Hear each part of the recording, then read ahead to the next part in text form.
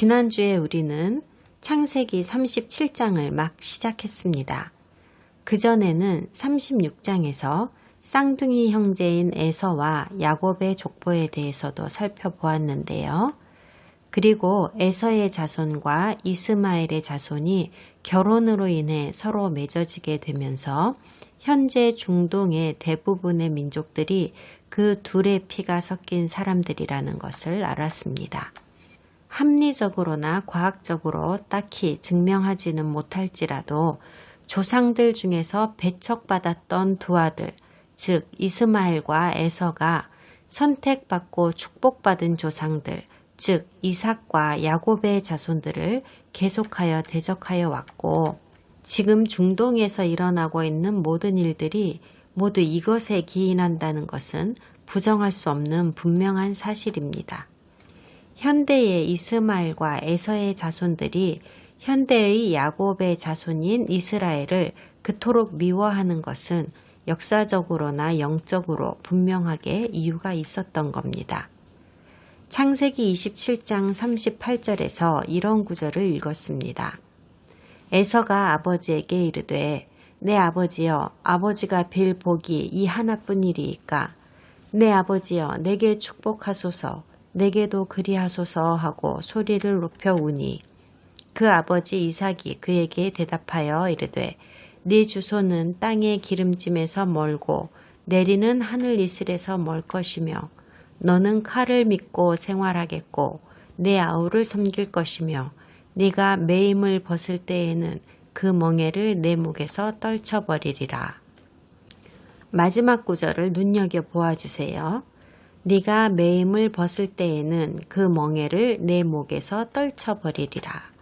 오늘날 TV를 통해서 우리가 매일 보고 있는 현실입니다. 에서의 자손 팔레스타인 사람들은 안식을 얻지 못하고 있죠. 이스라엘의 지배하에 있다고 믿고 있으면서 그 멍에를 떨쳐버리려고 안간힘을 쓰고 있습니다.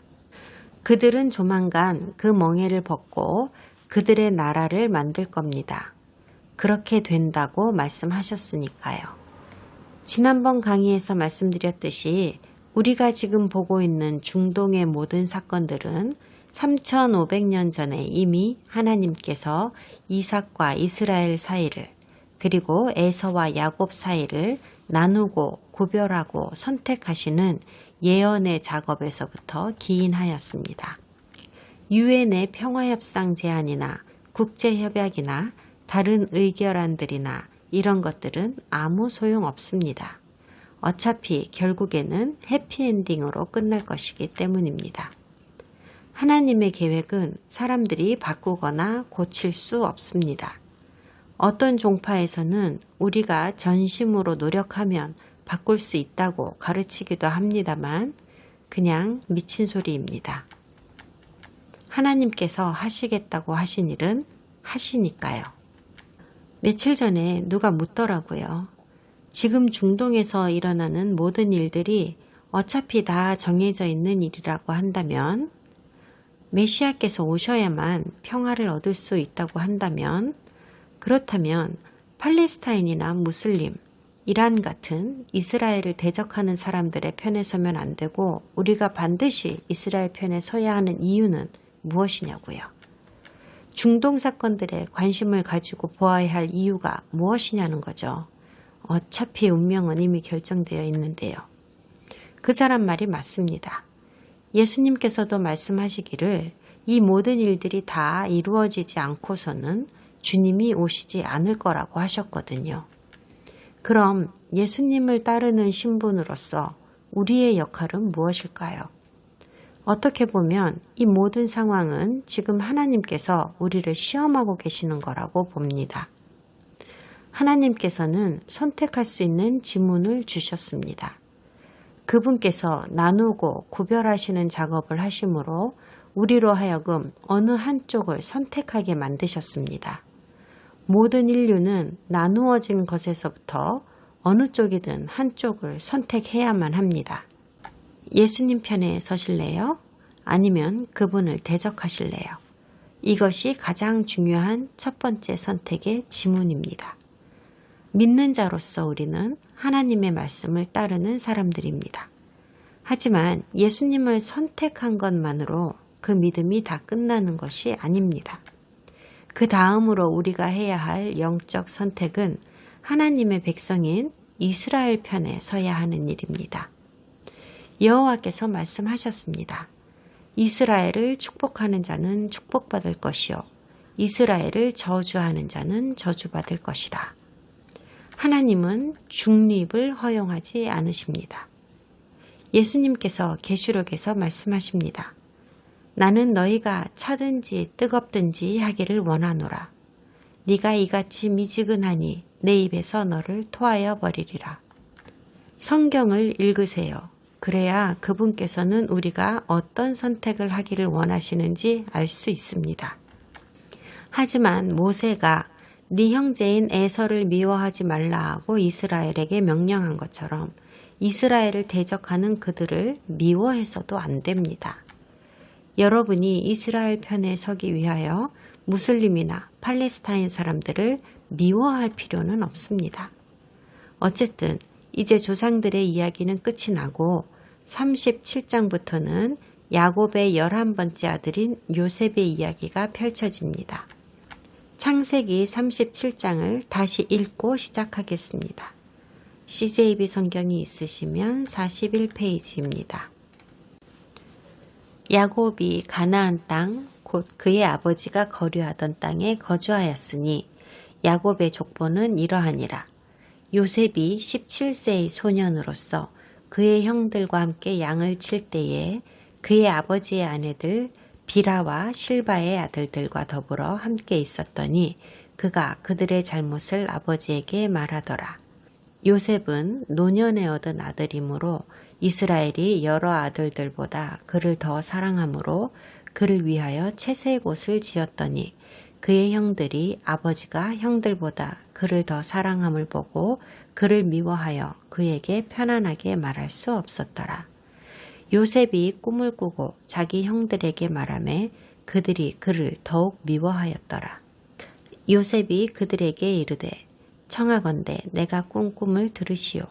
우리가 밭에서 곡식단을 묶더니 내 단은 일어서고 당신들의 단은 내 단을 둘러서서 절하더이다.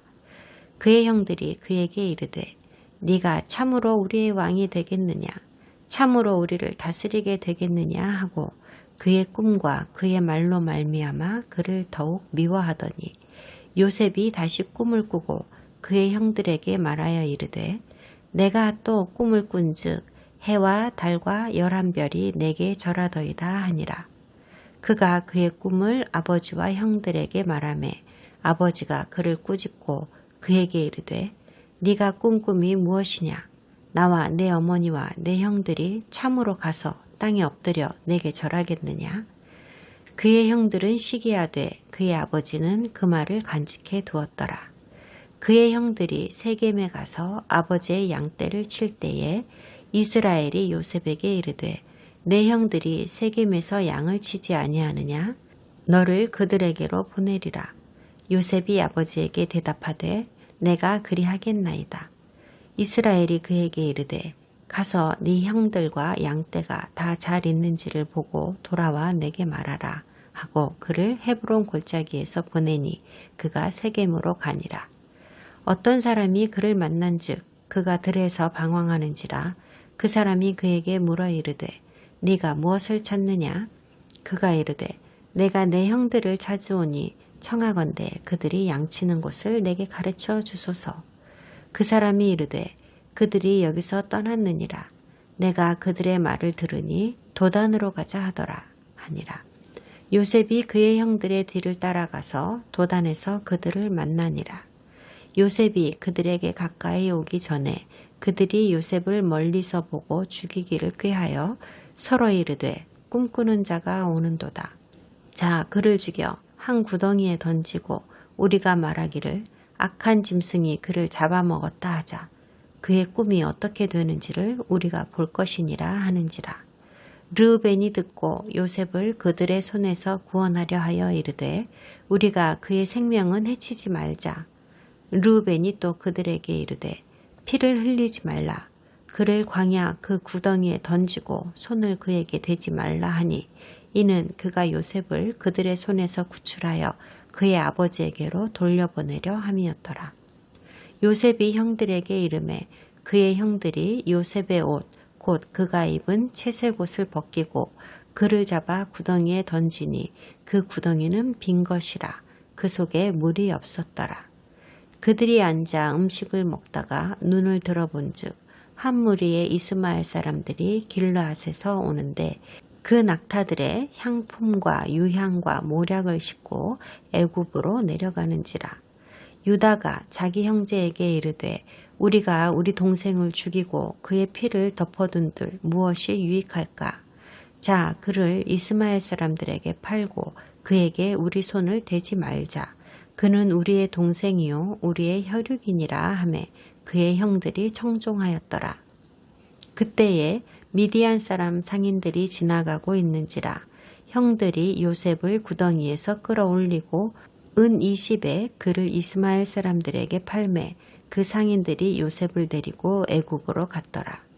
르우벤이 돌아와 구덩이에 이르러 본즉 거기 요셉이 없는지라 옷을 찢고 아우들에게로 되돌아와서 이르되 아이가 없도다. 나는 어디로 갈까?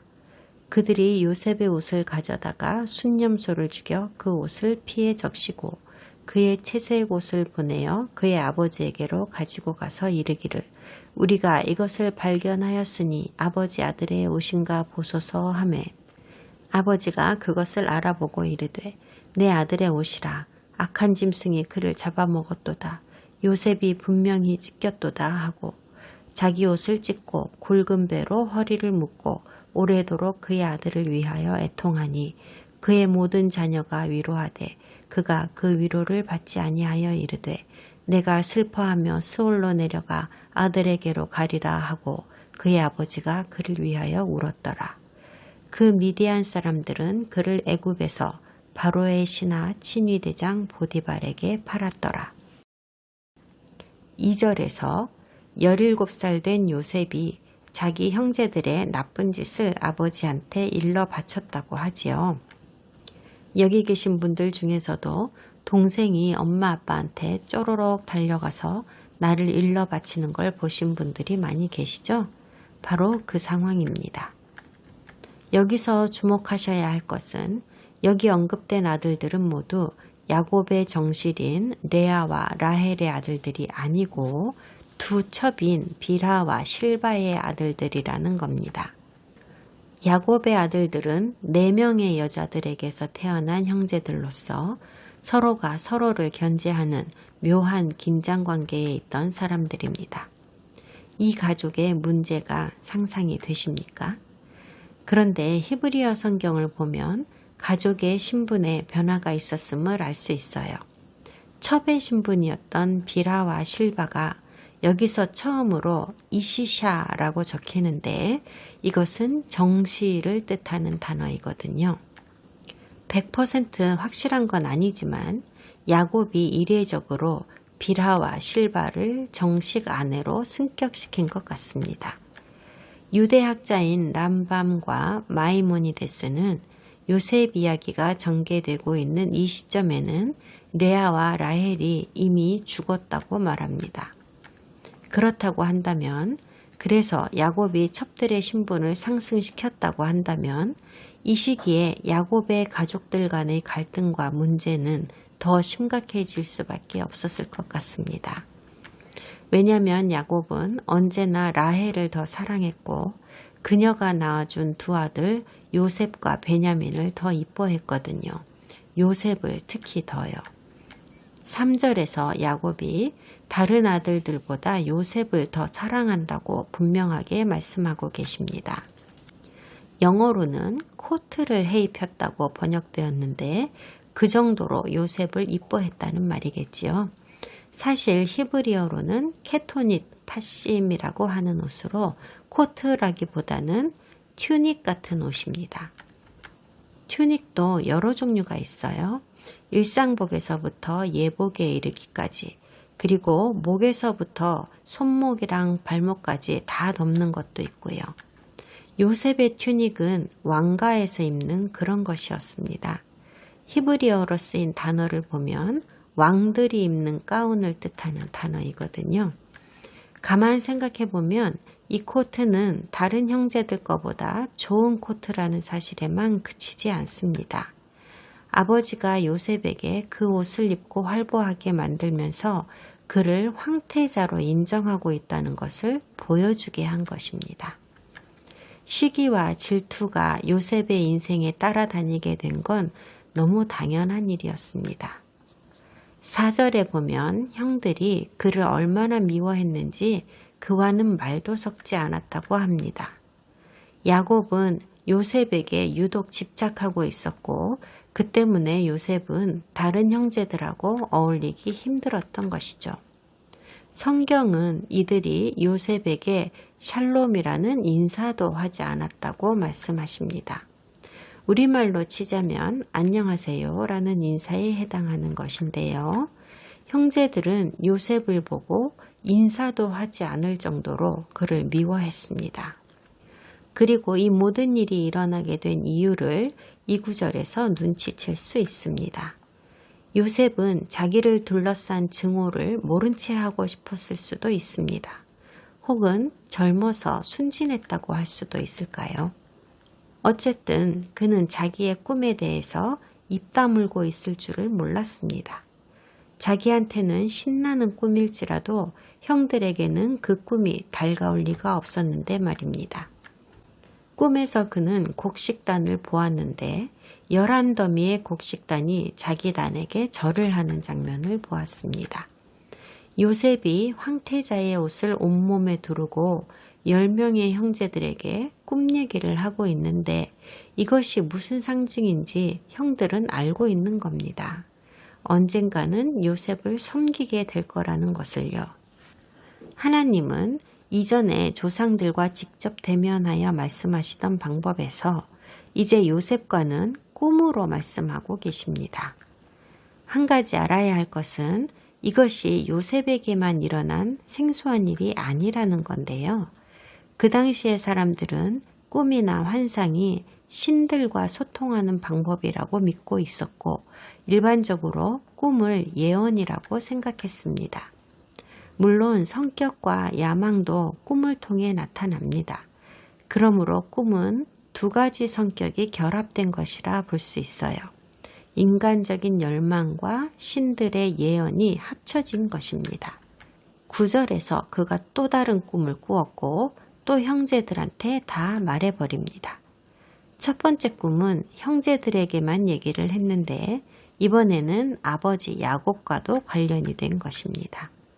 태양과 달과 11별이 그에게 절을 했죠. 물론 이 꿈이 무슨 뜻인지 그들 모두 잘 알고 있었습니다. 이 꿈이 특히 모욕적이었던 이유는 그 당시에는 물론 지금도 이교도들은 그렇게 믿고 있지만 태양은 아버지를 의미하고 달은 어머니를 그리고 별들은 자녀들을 의미하기 때문입니다. 그러니까 지금 요셉은 형제들뿐만 아니라 이제는 아버지와 어머니까지도 자기한테 절하고 복종한다고 말하고 있는 겁니다. 야곱은 요셉의 자만심을 좀 통제해 보려고 이렇게 말합니다. 네 아버지와 어머니도 땅에 엎드려 내게 절한다는 말이냐? 이제 가족들은 요셉이 허황된 환상에 사로잡혔다고 생각하게 되었습니다. 하지만 사실 이 꿈은 정확하게 현실이 되어버리지요. 해몽의 능력은 하나님께서 요셉에게 주신 영적 선물이었습니다. 그런데 이 구절은요, 이제 비라와 실바가 야곱의 정실이 되었다는 단서를 제공하는 것이기도 합니다.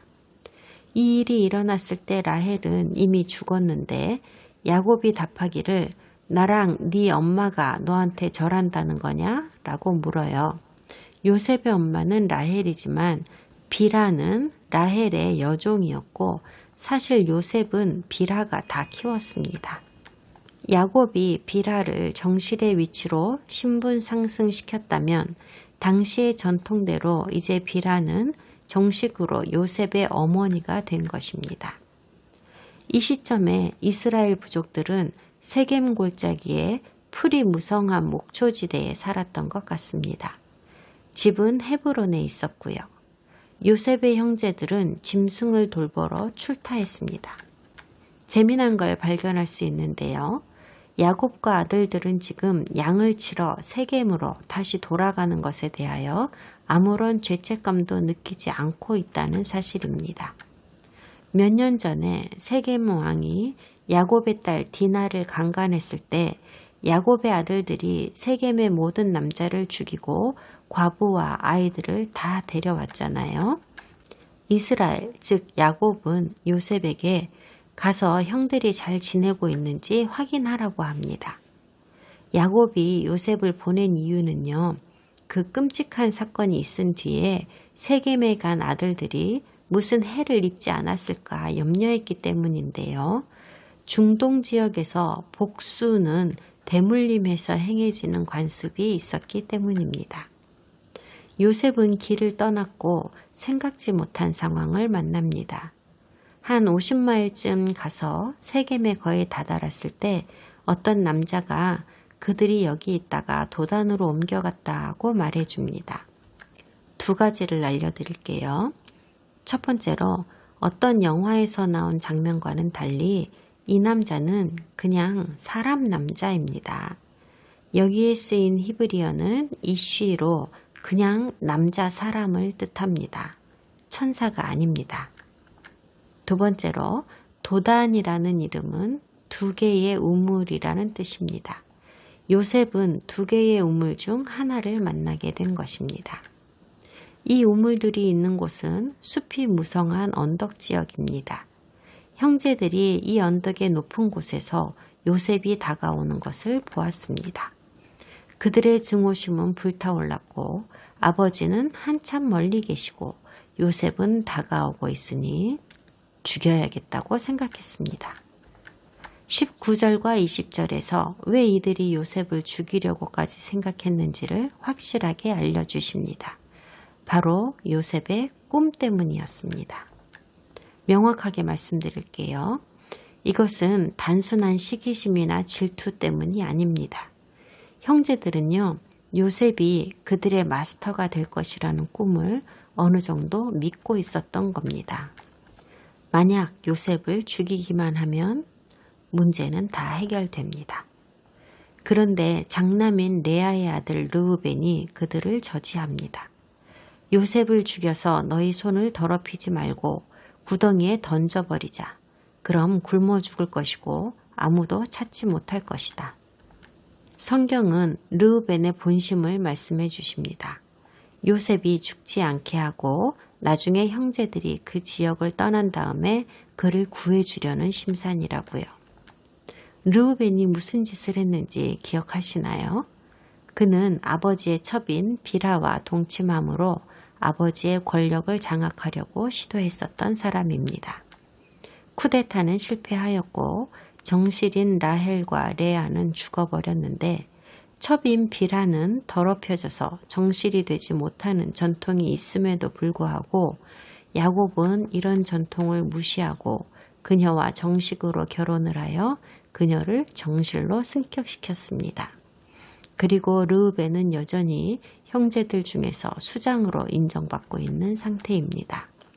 그러니까 이런 르우벤이 요셉을 가장 큰 걸림돌로 여겨야 할 르우벤이 요셉을 구하기 위해 형제들을 방해했다는 것은 매우 흥미로운 일입니다. 지금 르우벤은 형제들을 돌보아야 할 맏형으로서의 책임이 있었고 비라의 일 때문에 공경에 처해 있는 상황입니다. 여기 등장하는 우물은요, 텅 빈 우물입니다. 도단이 무슨 뜻인지 말씀드렸죠? 두 개의 우물입니다. 24절에 따르면 하나는 말라 있었던 것 같아요. 원래 마른 우물은 주로 죄수를 가두거나 몸을 숨기는 용도로 쓰였습니다. 르우벤의 아이디어는 전혀 새로운 것이 아니었습니다. 이 형제들은요, 얼마 전만 해도 할례를 행하고 쇠약해져 있던 세겜의 모든 남자를 죽이고 무방비 상태인 그 도시를 노략한 후에 자기들의 가족 수를 늘리기 위해서 여자들과 어린아이들을 죄다 끌고 온 사람들입니다. 이런 무자비한 형제들이다 보니 자기 동생을 우물에 쳐넣어 죽이자고 모략을 하고 살려달라는 애원을 들으면서도 느긋하게 점심이나 처먹고 있는 모습이 그리 놀랄 일도 아닌 겁니다. 점심 식사를 시작하자마자 그들은 무역상들을 발견하게 되는데요. 아랍 민족이고 이스마엘의 후손들이지요. 레아의 또 다른 아들인 유다가 아이디어를 냅니다. 개를 구덩이에서 죽게 하지 말고 아랍 사람들한테 팔자. 그러면 무슨 일이 일어나든 우리 책임이 아니니까. 그럴듯하죠? 게다가 요셉을 팔면 돈도 생길 테니까 안 팔 이유가 없는 거죠. 그런데요. 중동의 한가운데에서 이 무역상들이 하필 이 시점에 여기를 지나간 것이 큰 우연인 것처럼 말을 하는 사람들이 있는데요. 전혀 그렇지 않습니다. 길리앗 지역에서 생산하는 향신료를 이집트로 운반하는 중동에서 가장 오래된 무역 통로 중에 하나가 바로 이 지역이었습니다. 형제들은 요셉을 남종으로 쓰라고 은 20세겔의 무역상들에게 팔았습니다. 르우벤이 돌아와서 요셉이 없어진 걸 보고 애도를 표하는 방법으로 옷을 찢었다고 합니다. 다만 요셉이 없어진 것 때문만이 아니라 그는 맏형으로서 아버지 야곱에게 책임을 부여받았기 때문이기도 합니다. 형들은 요셉을 우물에 쳐넣기 전에 벗겨낸 튜닉에다가 피를 묻혔습니다. 그리고는 아버지에게 묻지요. 이 튜닉이 요셉 거가 맞나요? 물론 야곱은 그게 요셉의 튜닉인지 단번에 알아봅니다. 피가 묻은 튜닉은 요셉이 짐승에게 당했다고 믿게 만들기에 충분했고 형제들은 아버지에게 구태여 거짓말을 지어낼 필요도 없었습니다. 그들은 그저 아버지를 위로할 뿐이었습니다. 야곱은 위로받기를 거절했는데 여기서 우리는 이 당시의 사람들이 죽음에 대해 어떻게 생각했는지 힌트를 얻을 수 있습니다. 당시에는 스올이라는 것이 무덤이나 죽음의 장소라는 뜻으로 쓰였습니다. 죽으면 천국 간다는 개념은 전혀 존재하지 않았습니다. 최근에 배운 장들에서 우리는 조상에게로 돌아간다라는 표현을 보았는데요. 이는 범우주적으로 행해지는 조상 숭배와 밀접한 관계가 있는 표현입니다. 고대 사람들이 무슨 생각으로 이런 표현을 썼는지는 모르지만 죽음 뒤의 세상에 대한 어떤 개념들이 이 표현에 들어있는 것은 확실합니다. 37장에서 약간 문제가 있는 부분이 있는데요. 형들이 요셉을 이스마엘 사람들한테 팔았다고 했잖아요. 그리고 다시 미디안 사람들에게 팔았다고 합니다. 이스마엘 사람들과 미디안 사람들은 서로 다른 사람들입니다. 이스마엘은 아브라함의 아들로 원래 미디안족입니다. 그리고 이스마엘의 엄마인 하갈은 케투라계의 미디안족이었습니다. 아마도 이스마엘족이라는 것은 아라비아에 살고 있는 셈 족속을 일반적으로 지칭하는 말이 아니겠냐 싶고요. 미디안족은 특별히 미디안 사람들만 일컫는 말인 것 같습니다. 확실하지는 않습니다. 어쨌든 마지막 구절에서 요셉은 이집트에 도착했고 아주 높은 정부 관료인 보디발의 집에 팔렸습니다. 보디발은 전형적인 이집트인 이름이고요. 이집트의 여러 왕조의 기념물에서 이 이름이 발견됩니다. 펫파라라고 쓰는데 이는 라에게 바치다 라는 뜻으로 라는 이집트의 태양신 이름입니다. 보디발이 바로의 밑에서 무슨 일을 했던 사람인가에 대해 의견이 분분한데요. 아마도 군대와 관련이 있는 것만은 확실합니다. 궁궐의 경비대장이었거나 바로의 군대에서 지휘대장을 맡았거나 그냥 단순히 바로의 호위대장이었거나 그랬던 것 같습니다.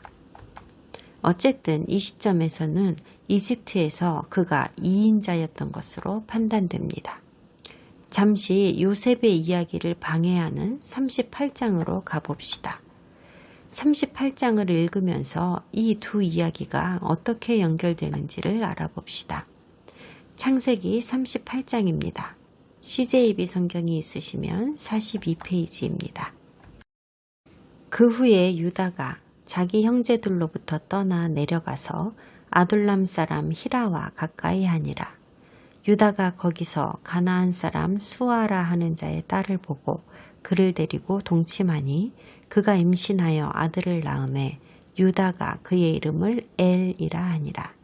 그가 다시 임신하여 아들을 낳고 그의 이름을 오난이라 하고 그가 또다시 아들을 낳고 그의 이름을 셀라라 하니라. 그가 셀라를 낳을 때에 유다는 거십에 있었더라. 유다가 장자 엘을 위하여 아내를 데려오니 그의 이름은 다말이더라. 유다의 장자 엘이 여호와가 보시기에 악함으로 여호와께서 그를 죽이신지라. 유다가 오난에게 이르되 네 형수에게로 들어가서 남편의 아우된 본분을 행하여 네 형을 위하여 씨가 있게 하라. 오난이 그 씨가 자기 것이 되지 않을 줄 알므로 형수에게 들어갔을 때에 그의 형에게 씨를 주지 아니하려고 땅에 설정하매 그 일이 여호와가 보시기에 악함으로 여호와께서 그도 죽이시니 유다가 그의 며느리 다말에게 이르되 수절하고 내 아버지 집에 있어 내 아들 셀라가 장성하기를 기다리라 하니 셀라도 그 형들같이 죽을까 염려함이라. 다말이 가서 그의 아버지 집에 있으니라. 얼마 후에 유다의 아내 수아의 딸이 죽은지라. 유다가 위로를 받은 후에 그의 친구 아둘람 사람 히라와 함께 딥나로 올라가서 자기의 양털 깎는 자에게 이르렀더니 어떤 사람이 다말에게 말하되 네 시아버지가 자기의 양털을 깎으려고 딥나에 올라왔다 한지라. 그가 그 과부의 의복을 벗고 너울로 얼굴을 가리고 몸을 휩싸고 딥나 길곁 에나임 문에 앉으니 이는 셀라가 장성함을 보았어도 자기를 그의 아내로 주지 않음으로 말미암음이라. 그가 얼굴을 가리었으므로 유다가 그를 보고 창녀로 여겨 길 곁으로 그에게 나아가 이르되 청하건대 나로 내게 들어가게 하라 하니 그의 며느리인 줄을 알지 못하였음이라. 그가 이르되 당신이 무엇을 주고 내게 들어오려느냐. 유다가 이르되 내가 내 떼에서 염소 새끼를 주리라. 그가 이르되 당신이 그것을 줄 때까지 담보물을 주겠느냐. 유다가 이르되 무슨 담보물을 내게 주랴. 그가 이르되 당신의 도장과 그 끈과 당신의 손에 있는 지팡이로 하라. 유다가 그것들을 그에게 주고 그에게로 들어갔더니 그가 유다로 말미암아 임신하였더라. 그가 일어나 떠나가서 그 너울을 벗고 과부의 의복을 도로 입으니라. 유다가 그 친구 아둘람 사람의 손에 부탁하여 염소 새끼를 보내고 그 여인의 손에서 담보물을 찾으려 하였으나 그가 그 여인을 찾지 못한지라. 그가 그곳 사람에게 물어 이르되 길 곁 에나임에 있던 창녀가 어디 있느냐. 그들이 이르되 여기는 창녀가 없느니라. 그가 유다에게로 돌아와 이르되 내가 그를 찾지 못하였고 그곳 사람도 이르기를 거기에는 창녀가 없다 하더이다 하더라. 유다가 이르되 그로 그것을 가지게 두라. 우리가 부끄러움을 당할까 하노라. 내가 이 염소 새끼를 보냈으나 그대가 그를 찾지 못하였느니라. 석 달쯤 후에 어떤 사람이 유다에게 일러 말하되 네 며느리 다말이 행음하였고 그 행음함으로 말미암아 임신하였느니라. 유다가 이르되 그를 끌어내어 불사르라. 여인이 끌려나갈 때에 사람을 보내어 시아버지에게 이르되 이 물건 임자로 말미암아 임신하였나이다. 청하건대 보소서 이 도장과 그 끈과 지팡이가 누구의 것이니까 한지라. 유다가 그것들을 알아보고 이르되 그는 나보다 옳도다. 내가 그를 내 아들 셀라에게 주지 아니하였음이로다 하고 다시는 그를 가까이 하지 아니하였더라. 해산할 때에 보니 쌍태라. 해산할 때에 손이 나오는지라. 산파가 이르되 이는 먼저 나온 자라 하고 홍색 실을 가져다가 그 손에 메었더니 그 손을 도로 들이며 그의 아우가 나오는지라. 산파가 이르되 네가 어찌하여 터뜨리고 나오느냐 하였으므로 그 이름을 베레스라 불렀고 그의 형 곧 손에 홍색 실 있는 자가 뒤에 나오니 그의 이름을 세라라 불렀더라. 이야기의 무대가 갑자기 가나안으로 옮겨지면서 요셉을 노예로 팔자고 제안했던 유다에게로 집중하게 됩니다. 이 장에서는 형제가 과부가 된 형수와 결혼을 해야 하는 우리에게는 좀 생소한 이야기가 등장합니다. 하지만 읽은 대로 받아들여야 하는데요. 이런 건 당시의 일반적인 관습이었기 때문입니다. 이런 전통은 아주 중요한 것으로서 오늘날의 부족 국가들에서도 행해지고 있는 관습입니다. 이렇게라도 해서 혈통을 이어가야 하는 것이지요. 나중에 다시 자세하게 이야기하겠습니다. 일단 유다에게 집중하겠습니다. 유다로부터 유대인이 생성되었으며 결국 그에게서 메시아이신 예수야께서 나오시기 때문입니다. 유다는 자기의 증조 할아버지인 아브라함의 언약이라는 성화봉송의 역할을 맡게 됩니다. 유다는 야곱의 넷째 아들이고 레아의 아들입니다. 레아는 야곱의 두 정실 중 하나였고 야곱의 처음 네 아들은 모두 레아에게서 태어났습니다. 앞장에서 유다가 요셉을 팔아버리자고 제안하는 장면이 두드러지게 언급되었었는데요. 이 장에서는 창녀인 줄 알고 취한 여자가 사실은 며느리였습니다. 여기서 우리는 이스라엘과 야곱 부족의 가족 구성원의 상태를 눈여겨보아야 합니다. 유다가 자기 형제이자 이복 동생인 요셉을 라이벌로 생각하고 있었다는 건 짐작할 수 있습니다. 유다는 레아에게서 났고 요셉은 라헬에게서 난 건 기억하시죠? 왜 라이벌이 됐죠? 유다는 이제 자기가 장남이라고 생각하고 있었고 장남의 모든 축복과 부와 권력이 이제 자기 것이라고 여기고 있습니다. 왜 그렇게 생각하죠? 나중에 보시겠지만 야곱이 장남인 르우벤에게 장남의 축복을 주지 않기로 결정했기 때문입니다. 그가 야곱의 첫 비라와 동침하였거든요. 이어지는 시므온과 레위 역시 장남의 축복을 박탈당합니다. 그들은 여동생 디나가 강간당했을 때 세겜을 공격하여 남자들을 다 죽여버리는 짓을 했기 때문입니다. 그러니까 당연히 넷째 아들인 유다가 장남의 축복을 이어받게 되었던 겁니다. 그런데 요셉이 황태자의 튜닉을 입고 아버지에게 공공연하게 사랑을 받고 있으니 유다 생각에 야곱은 이제 위의 열아들을 다 제치고 물론 유다 본인도 포함시켜서 말이죠.